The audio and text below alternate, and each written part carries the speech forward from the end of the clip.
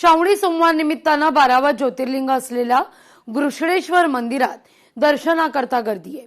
मध्यरात्रीपासूनच भाविकांची तुफान गर्दी आहे। वेरूळ इथल्या 12वं ज्योतिर्लिंग श्री घृष्णेश्वर मंदिरात भाविकांच्या सोयीसाठी रात्रीपासूनच दर्शन खुलं ठेवण्यात आले आहे।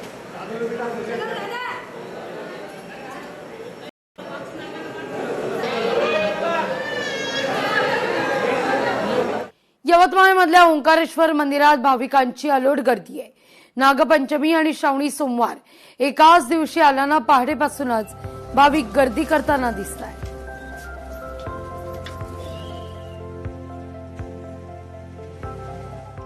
श्रावण महिन्यात 1 लाख बेल व्हायचा असतो।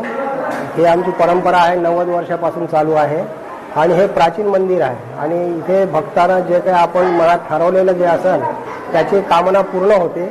आणि या मंदिराची रचना हे आपल्या 9 खांब आणि 9 दरवाजे, जसं हे अध्यात्मावर आधारित हे मंदिराची उभारणी।